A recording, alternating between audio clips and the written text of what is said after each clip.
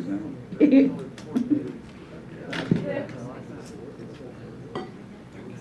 Ask you to please stand for the prayer and pledge of allegiance. Are we good? Yeah. Almighty God, we thank you for another day that you've granted us life. We reflect this past week and remember the day we lost 21 dear members of our community in Flight 800. We ask that you continue to comfort their families, friends, and our community as we remember them each day. Lord, we continue to in prayer for our nation from this virus, division, conflict, and strife. We pray that we will turn to you for healing and unity. We thank you for the protection of our community this past weekend. Father, we ask you to continue to protect our law enforcement each day. This morning, guide us as we bring the business of the county to the table. Lead us with wisdom in our decisions. These things we humbly pray in your name. Amen.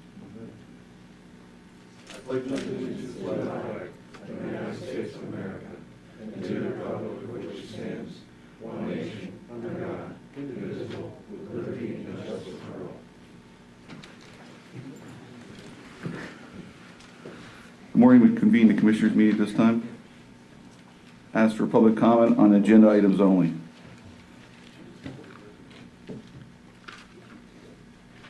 Hearing none. 2.0 bid openings. Nikki Godshaw. Good morning, Commissioners. Morning, Nikki. We had a bid for electronic recycling. We received 6 bids. They're all multi-line, so I'm not going to read the actual prices because they're all multi-line. We received one from SAMR Incorporated, E-Loop, Green Chip, Green Wave Computer Recycling, MRM, and ERI. So we'll send those over to Dwayne and he'll do his thing. Okay. Thank you. You're welcome. And Nikki Godshaw, 3.0 accounts payable cash requirements report. Yes. Again, good morning, Commissioners. The cash requirement report is $3.1 million this week. You'll see we have some bond payments there and some taxes, which increased the cash requirement report dramatically. Have any questions? I don't. No, I don't have any. The bond payment, we had one last also. Yep. Yeah. Okay. I mean, the good news about, like, the 2018 bond, we had recycled that bond. Recycled. We had refinanced that bond, mixing my metaphors here. We had refinanced that bond, so we ended up saving a lot of money. So sometimes, although these payments look a little onerous, they're actually the result of work we've done to bring the cost down. So. Okay, I'll move to approve the cash requirements. I'll second. All in favor, say aye. Aye. So carried. Thank you. Thank you. We'll move on to 5.0 with personnel action. Roxanne Draco. Good morning, Commissioners. I would ask that maybe we take action on this item. It is an administrative change to last Thursday's meeting action in the Planning and Community Development Department. Austin Daly removing the E from his name, making it D-A-I-L-Y, and the effective date changing from the 28th to the 26th. Okay, any discussion? Just so folks know, this is a refill of a position, and that position in transportation is paid for by the State Department of Transportation. So it's a way for us to have good transportation planning and get paid for it. I'll move to approve the personnel action. I'll second. All in favor, say aye. Aye. Aye. So carried. Thank you. Thank you. Informational items. On Thursday, we'll be recognizing the 30th anniversary of ADA. We're going to have several organizations here. And we're also going to present a proclamation for pretrial, probation, and parole supervision. Okay, And thanks. move on to action items. Maya Toon, 8.1. Morning, Maya. Morning, Commissioners. This is just an amendment to agreement with Palmetto Postings. It's just to extend the service, but the rate would stay the same, $25 per post. Okay. Motion. I'll move to approve. I'll second. All in favor, say aye. Aye. Thank you, Mike. All right, thank you. 8.2, Jennifer McConnell. Vote on intermediate punishment grant application to PCD. Morning, Jen. This is just the, annual, or in the past, it's been biannual allocation from the Commonwealth to the counties to continue to fund the county immediate punishment programs. We're requesting $379,989. This grant goes to continue the, to support the drug and DUI courts along with the adult probation's county intermediate punishment program. If you have specific questions, I'll be more than happy to answer them. But this is just the regular allocation that we receive every year. So Jen, this comes 100% from the state, this grant. Correct, Are we pretty much going to get it? Is it kind of thing? I mean, I don't want to say Yeah. we're going to get it, but we have enough of a good track record through our treatment courts. So on a practical level, tell the public what it does in terms of someone who has an addiction issue or some other issue. How does it translate that into a practical kind of? Sure. So these monies are set aside every year by the legislation in the state budget. I will, before I answer your question, just so you folks know, we were allocated, we could ask for up to $380,000 just one fiscal year. We are only guaranteed 5 months just because that's what the state has temporarily passed. Of course, if they pass a full fiscal year, we're hopefully going to be receiving all $379,000. This fund actually has been created, I believe it was sometime in the early to mid 1990s, and it's to help offenders who have been arrested and identified and assessed as needing a drug and alcohol treatment component. So they receive an order of probation. They then also receive mandatory restrictive DUI conditions, along with, or if it's not a DUI and it's a drug-related offense, they receive restrictive components in lieu of incarceration. And just so that you know, so what will happen is they may or may not serve some time in prison, but then what they do is receive restrictive probation supervision out in the community while they're receiving treatment. And I did some data collection, actually, just so that you guys know when I was getting the grant around, and I apologize, I have a lot of papers here. At a minimum, if these folks that we help every year with the DUI and drug court along with the intermediate punishment program, if they actually served the days in jail, at a minimum, we saved 18,875 days over the last 2 years, and that equates to about $1.9 million in savings, and that's at a minimum. These folks are usually on probation for several years, 2, maybe even 5 years, and they receive intensive supervision, intensive treatment. And then we just received an evaluation from Bloomsburg University. We're hoping to get the final report here in the next couple of weeks. But typically we only see about a 20% recidivism rate for these intensive supervision programs, so they're very effective. And I'll have hard data here in the next couple of weeks. Any other questions? Yeah, I'm very familiar with the program. It's very Right. successful. Yeah. Yeah. No, I think it's important for the public to get that info. And obviously, in addition to the jail days saved, people are out working and they're paying taxes and contributing and hopefully changing their behavior. Correct. And obviously, this isn't someone who has 3 DUIs. This is like the first-time offender, right?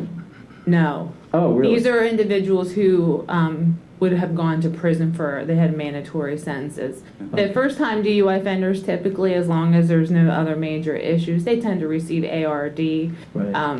We actually statistically don't see those folks back.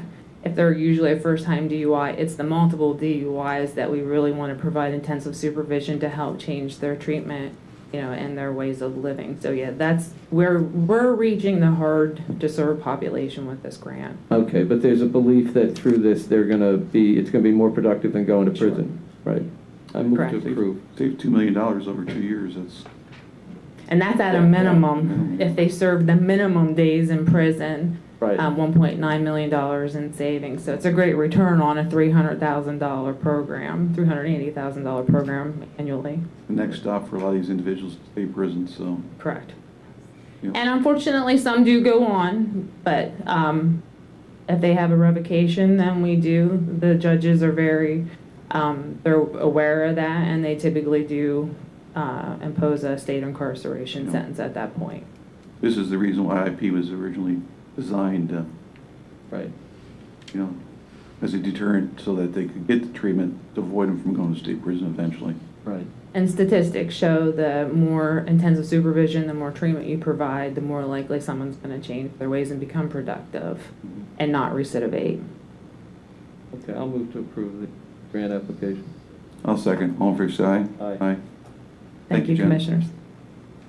8.3, John Lavelle, vote on award RFP for hazard mitigation. Oh, I'm sorry. That's Shannon okay, today. John was on the conference call. Okay. What we have before you is, as we've discussed before, the county is required to have a hazard mitigation plan update done, and we're required to have it done by April and adopted by April. So we received 3 bids for this project, MCM, Tetra Tech, and Michael Baker. We had a review team for these bids. We also interviewed all 3 firms, and Michael Baker, who has previously done our updates in the hazard mitigation plan, was far and above the best firm. So we're asking to approve this on Thursday. Okay, thank you. We'll see you Thursday. Thank you. Thank you. 8.4, Leslie Kilpatrick, vote on the purchase of an envelope pressure sealer. Morning, Leslie. Good morning, Commissioners. I'm not sure, apologize, do you guys have a packet? They do. They do, okay. Yeah, right here. So I'm asking approval to purchase the pressure sealer folder unit that's in our budget this year. As you can see in your packets, the last one was purchased in 1998, so it's pretty old, and it's lived a good life, but it's definitely time to get it replaced. As you can see in the packet, there is 4 quotes. The first quote is the one that we would like to purchase off of.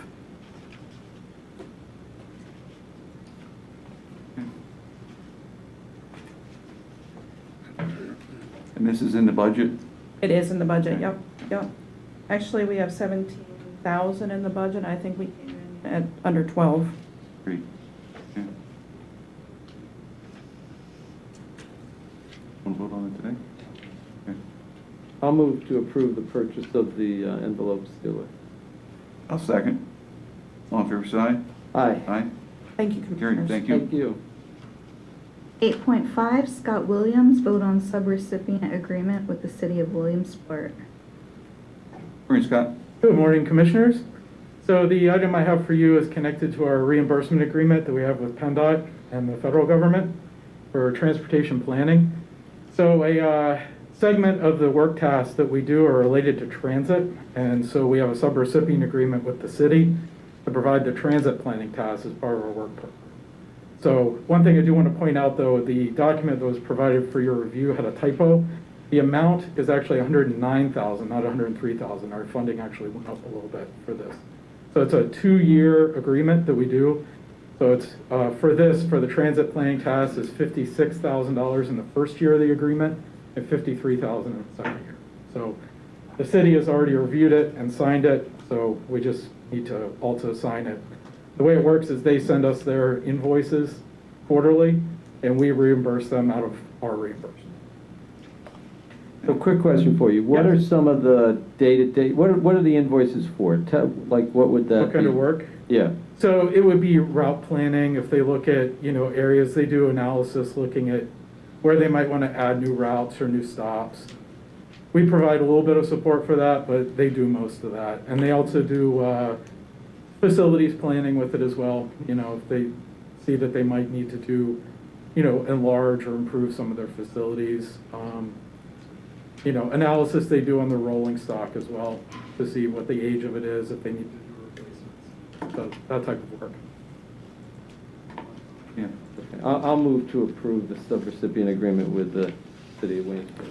I'll second. All in favor, say aye. Aye. Aye. So carried. Thank you, Commissioners. Thank you, Scott. 8.6 and 8.7 are Kristen McLaughlin.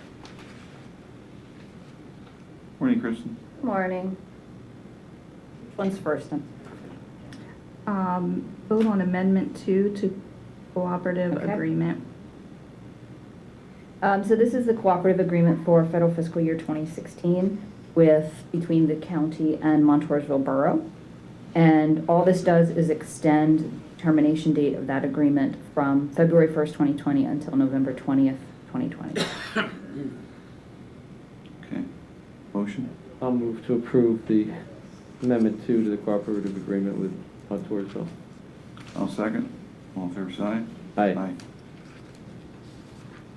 And the second action item, which I would prefer to do on Thursday, if that's okay, Yeah. is the project selection for the Cdbg coronavirus response component. I want to be clear, this is not the multi-million-dollar county block grant. This is the much smaller pot. The county will receive $166,152, and both Jersey Shore and Montoursville will also be under the county's contract for a total combined contract of $290,198. And so the reason I want to not have the action today, just to make sure that I'm still working with Jersey Shore and Montoursville to hone in on their final project. And so I don't want to have action because you will need to take action on their projects as well. So waiting for them. However, I do want to go over the projects. We had, I believe, 6 projects come forward, and if you would like me, I can go over what those are and what I will be recommending on. Yes, please. Sure. So the 2 projects that came forward that I'm not recommending is the YWCA's COVID response. They were requesting $32,000, and that was to do both an installation of a security system as well as purchase and install a washer, dryer, refrigerator, freezer, or extra of those items. And these are actually 2 separate categories of eligible projects based on HUD's matrix codes that they have. So this would be both a public service and a public facility. The security system would be a public facility. And the purchase of the equipment, a public service. And because of the nature of the Cdbg program, we do need to be able to demonstrate that there is a increase. We need to demonstrate 2 things. One is that the need for this components are based on the preparing for, preventing, and responding to COVID-19, and also because it's a public service, have a demonstrable increase in the clients served. And I just don't think these are great projects for this particular funding pot. And I will talk to the YWCA. The security system would be eligible under the normal entitlement allocation that you receive. So they could always request that there. The other project that I am not recommending for funding is the Center for Independent Living submitted an application for $250,000 to relocate the Manor care residents. And really the stipulation on this, which I think makes the decision a lot easier, is that because of the location of the facility in Jersey Shore, the residents are considered, the people that live there are considered Jersey Shore residents.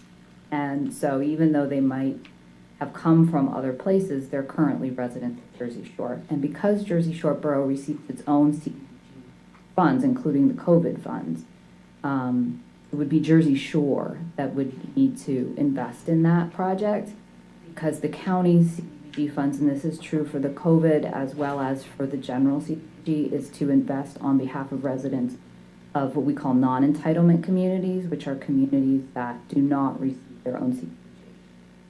So that would not get past the muster of DCD in terms of an eligible fundable project.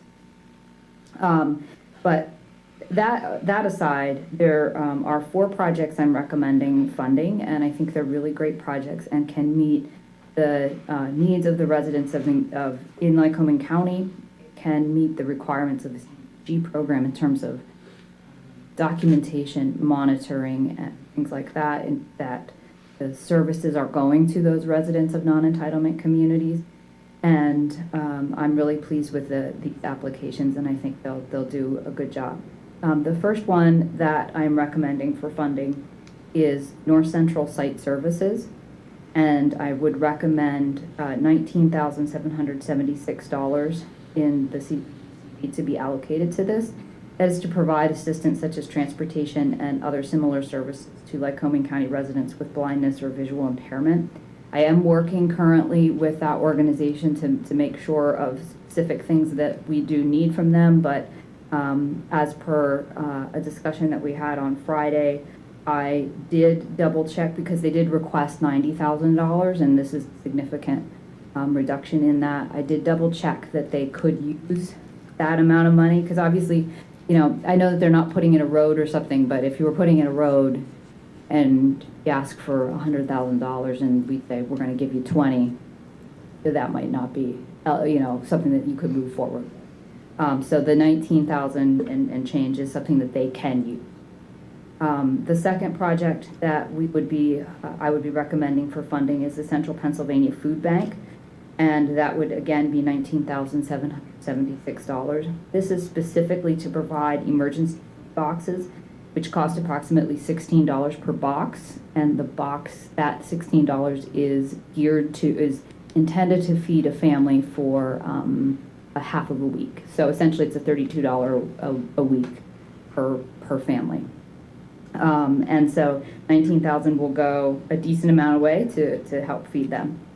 The other two projects are very similar, though the documentation from the information that I got from the county planning department is that these organizations actually kind of serve two clientele. There's two different types of residents of Lycoming County that would be reaching out to one versus the other. And that is to fund in the amount of $55,000 each, STEP Inc.'s supportive housing program and the American Rescue Workers rental utility and potentially mortgage assistance to residents of Lycoming County.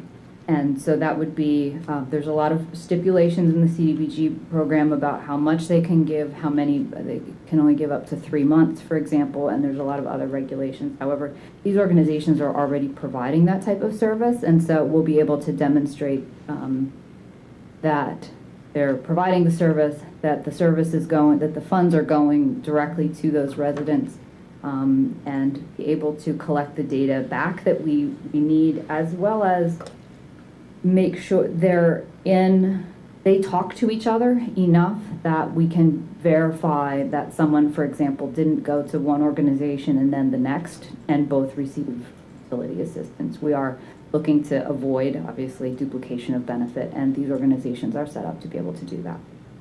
So that's going to be my recommendation on Thursday, but I just wanted to provide an opportunity for any discussion that the commissioners feel is necessary on those projects that I'm either recommending or not recommending.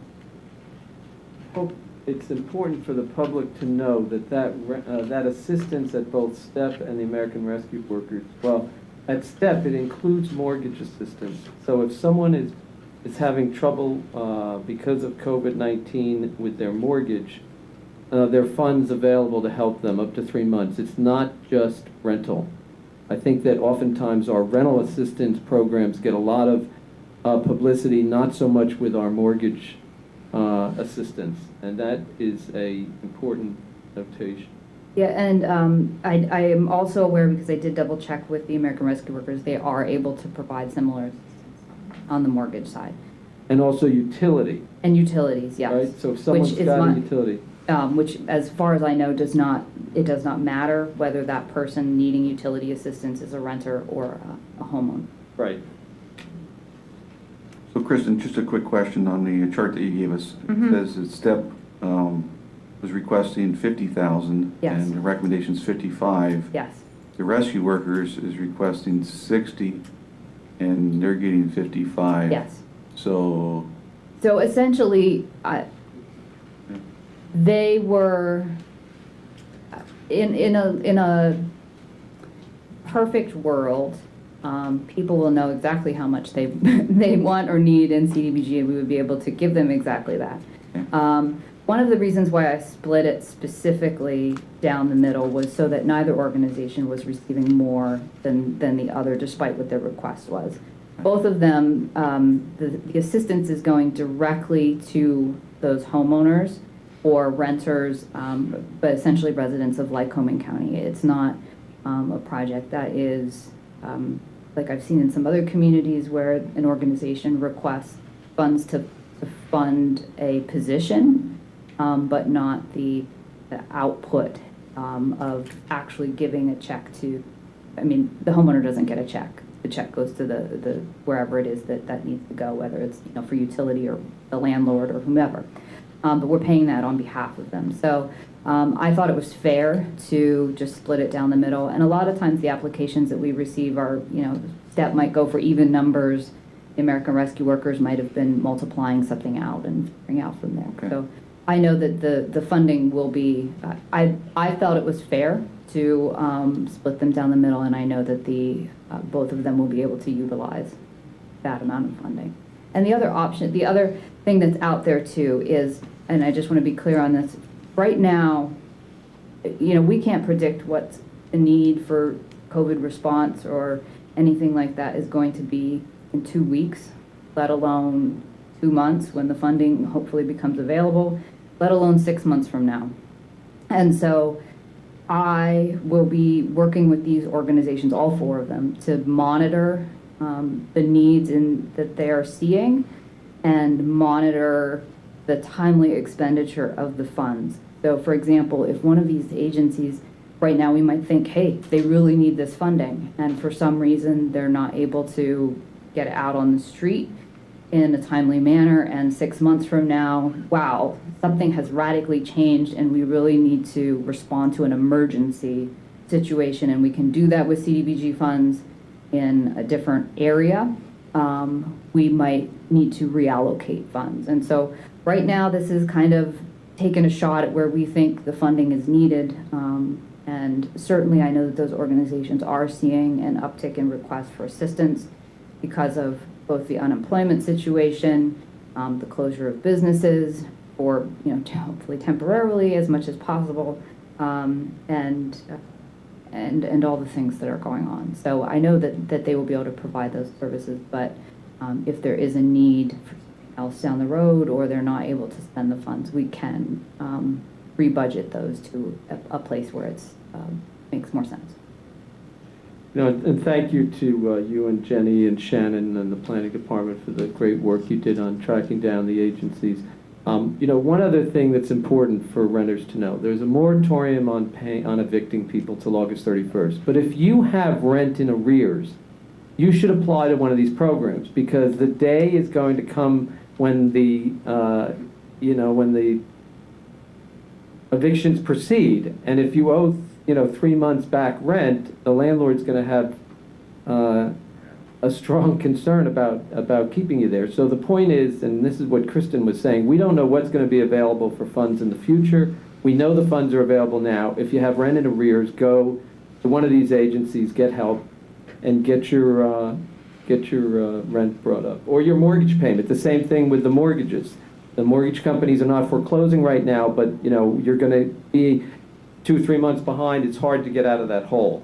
Yeah, I would defer to Jenny on how much is available, or Shannon, but I know that STEP does currently have funding available through their supportive housing program. About $500,000. So they do have, I know STEP currently has money. The American Rescue Workers does as well, but I don't want to speak for how much, because that's a different funding source, but the county has provided, I believe that was through PHFA, supportive housing money for the public to know that there is help right now if they need. Okay, thank you. Thank you very much. Thursday.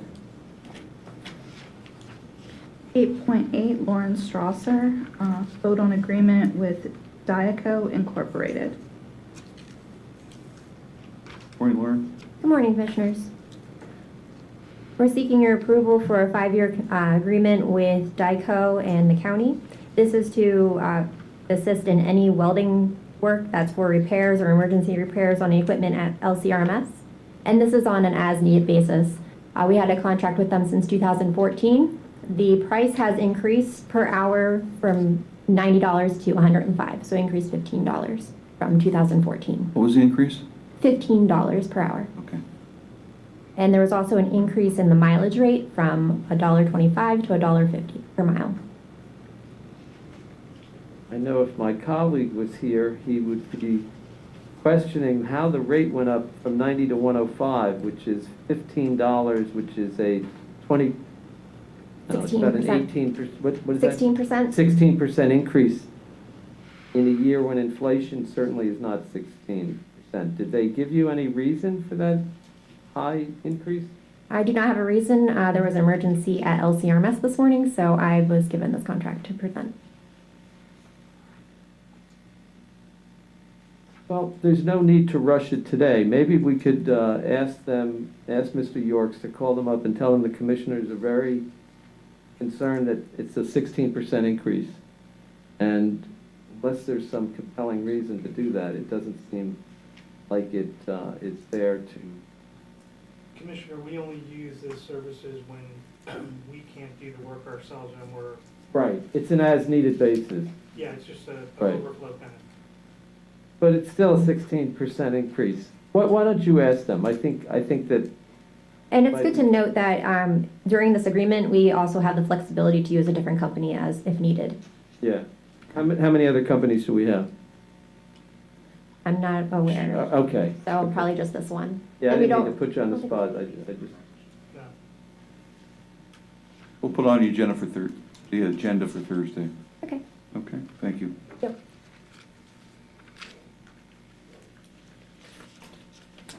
Commissioner comment? I just want to thank everyone that was involved in the mission on Saturday to keep our community safe. I was in the command center over on the 5th floor of ESP, and it was impressive, to say the least, to see the federal, the state, and the local authorities monitoring what was to take place that day, and all the preparation that had went into this. I can reassure all the residents of Lycoming County that we are prepared for anyone who wants to come here and do anything that would be against the law. It's fine to protest. It's your First Amendment right, but we will protect our citizens, our property, and we'll make sure that everybody goes home safe at night.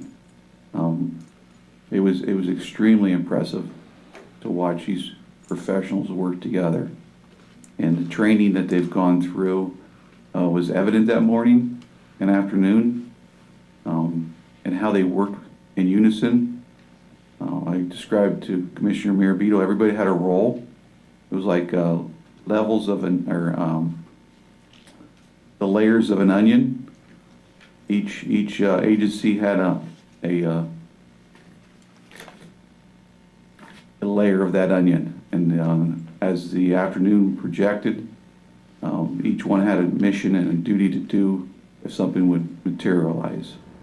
Fortunately, these individuals decided to leave, went back to where their homes are at, and it was incident-free that day, which is what we were striving for. Everybody to go home safe that day, in which they did. So hats off to our law enforcement, our first responders. This was a multi-agency effort. Thank you, PMC, for having ambulances on standby. And thank you for the different businesses such as Lowe's and Walmart that donated liquids. It was very hot that day, and they donated a lot of Gatorade and water and the food to our law enforcement that day. I believe it was about 95, 96 degrees on Saturday, and so we want to thank them. But it was just extremely impressive to watch from a command center how professionally trained these individuals are.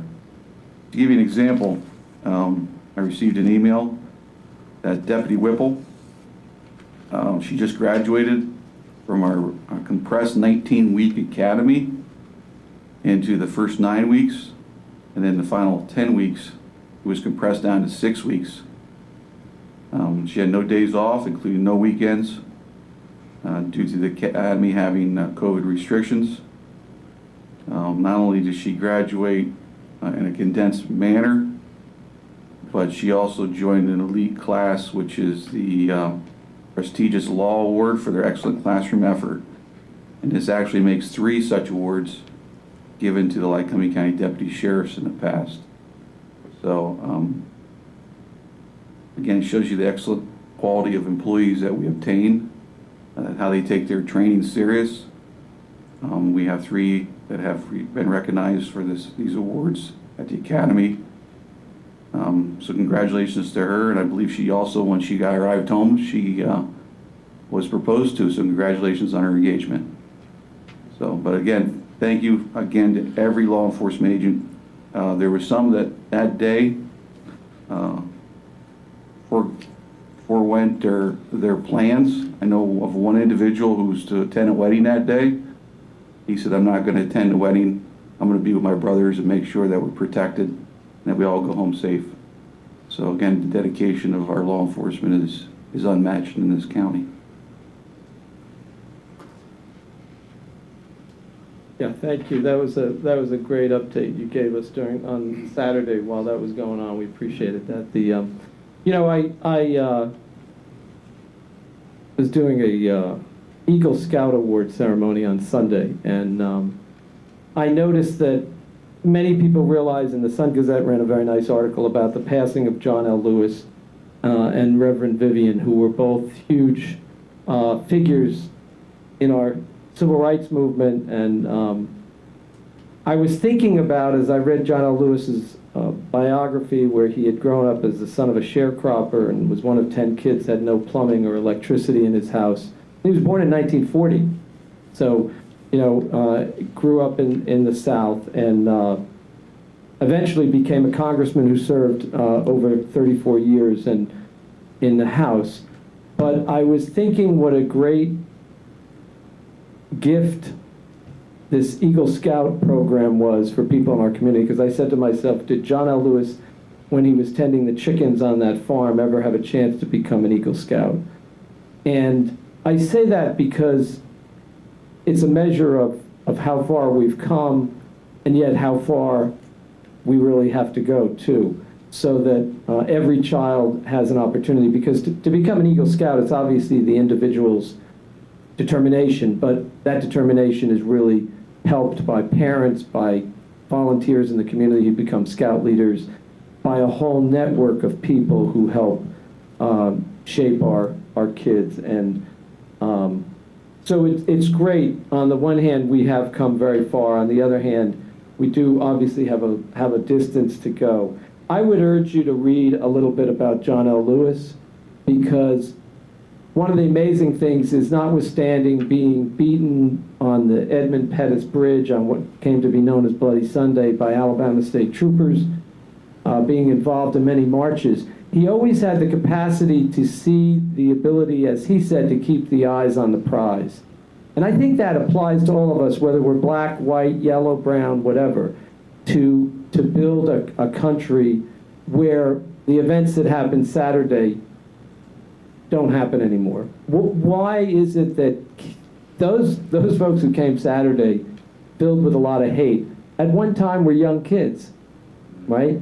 And so somehow we have to think about what we do with our young kids, and that's what I mean about this, the Eagle program or other programs. Not every kid is going to be able to be a Boy Scout or an Eagle Scout. We know that. But let's create a society and a community where we try to bring out the best in our kids. And I know you know from all the sports programs you're involved in and so forth. But if you have a chance, I would urge you to read a little bit about him. If you could Google him, and also Reverend Vivian, who was there and organizing. You know, John L. Lewis was 23 when he spoke to the March on Washington that happened in 1963, and it was interesting because they thought his comments initially were going to offend President Kennedy, But anyway, we have a lot of good history to continue to learn about. Okay, thank you.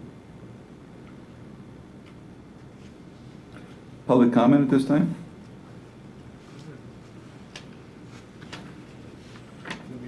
Yes, please.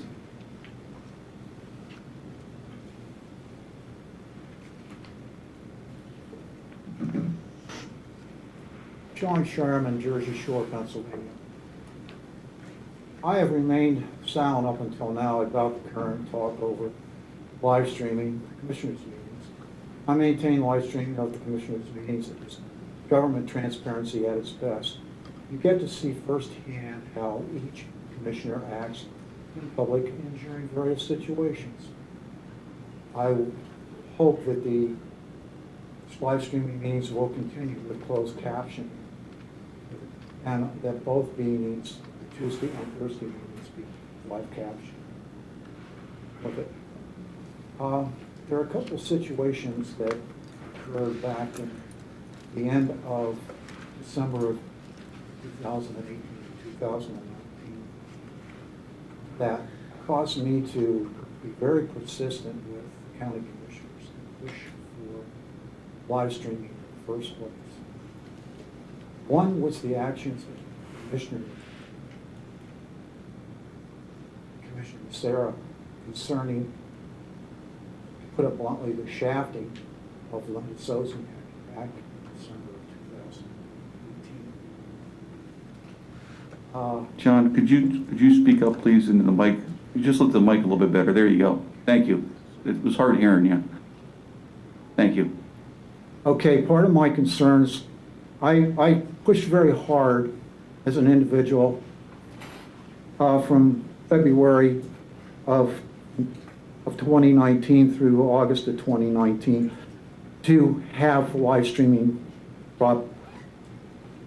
meetings live stream, because of an action of a few people. One, Commissioner Sarah, for pulling some political incest, as I call it, and shafting Linda of Sosniak to an appointment to a committee like Lycoming County, and appointing one of his friends. And we also had two individuals in that who tried to support this after the act was done with it. One was a reporter from the Web Weekly with an article that he had written portraying the people there as nothing but echo chambers, and also a letter to the Sun Gazette, January the 1st, 2019, basically trashing Rick Marabito and the people who showed up at that meeting. And Mr. Macera tried to portray at the December meeting in 2018, 50 people that showed up as backhandedly portraying them as bullies, and he wasn't going to be bullied with. I just think that live streaming is very important, as I said, for the transparency of government. And it should be done at both meetings. When I served on the school board, Jersey Shore, we could come up with a lot of unplanned, unbudgeted expenses, especially when it comes to for special needs students moving into the district. And some of it cost us $250,000, almost $250,000 we had to come up with. $24,000, I think, yearly expense for live streaming is well worth the money, because it does keep the public in with it. And we had a commissioner last Tuesday who complained that the meetings were getting too long, an hour to 2 hours. And it was becoming like the Jerry Springer show. Well, when I served on the school board for 6 years, I never got paid a cent and put in many hundreds of hours. Never complained, went through 4 or 5 hour meetings, school closing meetings, all that. Took a lot of grief for it. My message to that commissioner is, if he's getting paid $70,000 a year to be at these meetings, if he thinks they're too long, then all he has to do is just quit. Resignation right on the spot. Okay? And to compare what goes on in these meetings, the Jerry Springer Show, that is an insult to every county employee, everyone that participates in these meetings. Thank you. And I would like to say one other thing that disturbed me. I watched the last Tuesday's meeting. I very much appreciated the demonstration you did for the equipment. But the one thing that disturbed me is that Lycoming County was a little late to the coming forward with this. And I will say to Sheriff Lusk, you knew these problems were coming last April or before, and you knew they were coming. And maybe there should have been a little bit of better planning beforehand, okay? But the equipment and that is appreciated. And the other thing that I think should be done is a listing of what municipalities received this equipment. Thank you. Okay, thank you. Any other public comment this time? Yes, sir.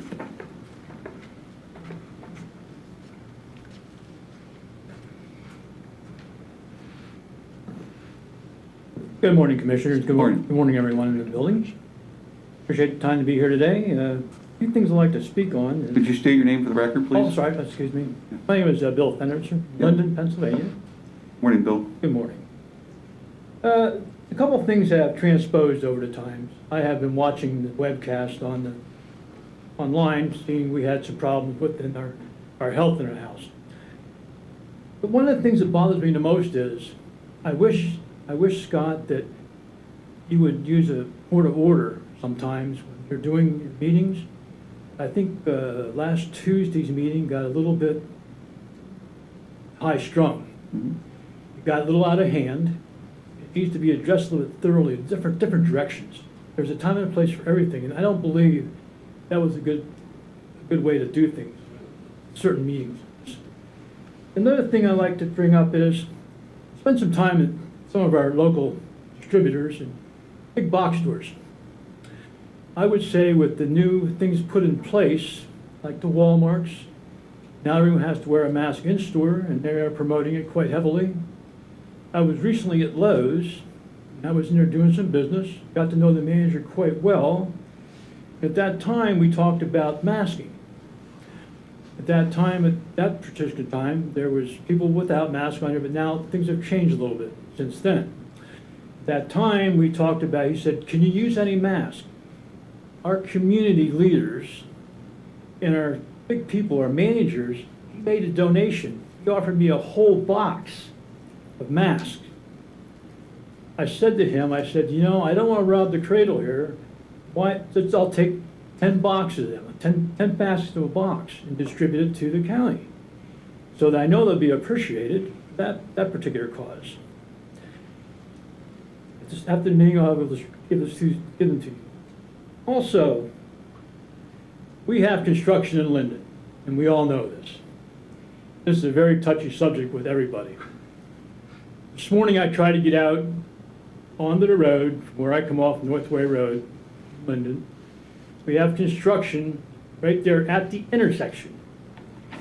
Now we have a vehicle parked back behind two trucks that's monitoring traffic and giving ticket monitoring speeds. Why we do not have a flag person or people making sure that you can get out, because you can't see. You cannot see the intersection to get out around there at all, period. At one time we had flag people and all of a sudden it disappears. We need to have that sort of looked at and try to address it one way or another. It'd be nice. Now, this is a little touchy for this situation. We have an election coming in November. To go back to the meeting I attended, we had an incident at Sheets. At that time of that incident it was election day. We were in the building doing our elections. At that present time, there was that problem at Sheets, which is a little over a mile and a half, maybe a mile and 3/4 away. At that time, we didn't know what to do. What is the protocol for this when it happens? Do we shut down, secure a building? What do we do? Apparently, no one seems to know, but there has to be a protocol for this. And with the society today, the society is really strange. We don't know what's going to happen from one day to the next. So I wish we could address this and get a protocol in place so we know exactly what we can do and what we can't do. Is there a way we can get this information taken care of and get it through into the public's hands or whomever, so we know exactly how to handle elections. I think it's something that we can ask the election, Forest Lehman to look at, because we have to be careful about shutting down polling. And you're talking about the shooting incident that occurred there. Yeah. Right, at Sheets, and it was on Election Day. Yes. Yeah. See, here's my problem with this. And everyone knows that society today, in my opinion, is getting pretty sick. I don't care where you go, there's always something going on, one way or another. And again, with everything transposing anymore, what kind of security we have in place for something like that? Remembering, prepare for the worst and hope for the best. That's something we have to look at. That's just my opinion about that. I mean, No, it's a legitimate question, Mr. Solicitor, and I don't want to put you on the spot, but if there was an incident that the constituent is a judge of elections, and what he is asking about is where would the authority come from to tell a polling site to call them and say, listen, we have to, shelter down or not allow anyone in or out? We got to go through the normal 911 process. Right, through our normal emergency process. Okay. So to answer your question, the commissioners in consultation with obviously the sheriff and the Department of Public Safety would make a determination as to whether or not. Commissioner, if the risk was at such a level, Right. The 911 center would have contacted the director of elections, who in turn would have contacted the Board of Elections, and we would have made a decision as to what to do with that. Given the fact that it was, a lone gunman. But Bill, go ahead. You seem to have more questions. well, here's the problem with this, and I understand where you're coming from. We are not close to anybody when it comes to police protection. By the time they get there, it's over with. And my belief is, it's a township building, there should be security in place at any given time. Correct or wrong? Am I wrong? Am I wrong about that? You're doing a public service at voting. If you call 911, my theory is 45 minutes out, 45 minutes in. But that's all I'm gonna talk about. But I just want to bring that point of pleasure in that to discuss that with you. And again, these virtual meetings I think are fantastic. I did have an opportunity to print the one out that you did when you had it on screen. I think it's very nice, a very unique system to do that. It'd be nice if they just have someone to print that, all the minutes, so that people could see that in hand, rather than have to look at it online. By the way, your question about the Linden construction, that's a state project, but we can certainly contact PennDOT and convey your concern. Have Shannon's back there, she can do it. Yeah, I'll talk to Yep. John and Scott about that and Yeah. ask them to look into it. That's just something that's very important. I Absolutely. mean, you have to physically Thanks, see Shannon. it. Well, thank you so Yeah. much, and I really appreciate your time, and thank everybody. Thank you, Bill. Thank you for coming. Any other public comment this time? Commissioner Metzger? Yes. Just one thing. You should have Could you please step up to the podium so? Yeah, thank you. I think that you should have also pointed out about situation on Saturday is that the authorities there kept two sides from clashing, kept pretty much tried to keep everybody separated. Yeah, if And the I law think that's a enforcement. very important point. Yes, if law enforcement would not have been there that day to separate the groups that were starting to form, it would have, I believe there would have been an incident. And it was ironic when the bus pulled up and the first team got out. There were several teams that were assigned, but when the first team came out of the bus, which was facing the side that was the individuals that arrived from out of town, as soon as they looked at our response team, they headed straight for their vehicles. So if they wouldn't have been there, I'm sure this would have went a different direction. So thank you for pointing that out, John. Okay, any other comment this time? Horst? I was unlucky enough to be taking my morning constitutional and listening to the meeting, and I heard, oh my God, they're talking about emergencies at polling places, I better get over there. Forrest, you have a way of words. This is what I do to, it's what I have to do to clear my head when I have 200 pages of litigation in my office. So, if there was an emergency at a polling place, the written instructions in the manual for the poll workers, the training we give the judges and inspectors when they're here every year, it is always call 911 first, follow their instructions, call voter services second. Let us know what's going on. I don't want to share too many details, but we had at least one case a couple years ago. I know it was discussed recently here at a public meeting where there was the police chase that ended at the Sheets in out on 220. We had that was election night. It didn't come up in the other conversations, but that was election night in I think might have been 2018. You're correct. They all blend together now. Yes. Yeah, that was you guys. So Yes. we were very close to that point that night where the poll workers were very upset. 911 was able to give us information about that, lead us to believe that the situation had been resolved, but otherwise we were prepared to tell the poll workers, do what you think is appropriate. If they believed that in order to be safe, they needed to close the doors temporarily, this was, I think, now 7 o'clock, 7:30 at night, something like, yeah.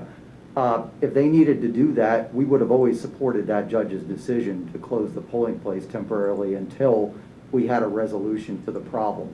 There have been extreme circumstances in other counties, not that particular scenario, but other scenarios where, due to issues during the day, the county petitioned the president judge at Common Pleas to extend polling hours in a particular area. In a situation like that, we might have found ourselves doing that. If we had to close the polling place for an hour, maybe we keep Woodward Township open for another hour. That happened a couple years ago when we had the extreme weather situation in some other counties. I think that was the primary in 2018. Looking back, 2018 was an interesting year. Out in Monroe County, they had the polls open for an extra, I think, an hour or 2 hours because they had a lot of power failures out there. A lot of cases were down trees. People couldn't get to where they needed to vote. So there are cures like that when there are extreme situations that we need to deal with. Okay, thank you.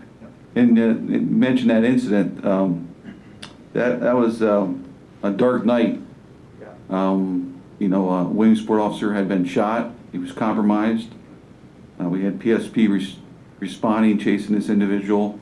Our sheriffs responded, and lonely, due to their efforts, sheriff on one end, PSP on the other end, they were able to box the individual in at Sheets, to where he couldn't run into Sheets, which had approximately 15 customers that actually took shelter into, I believe, a freezer out of fear.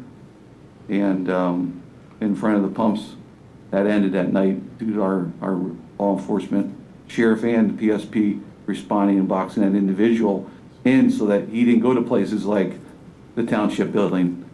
And so we're thankful that it didn't result in any more fatalities or harm that night. It made us nervous too, because usually we have sheriff's deputies here at our facility when the polls close for all the precincts that are coming back.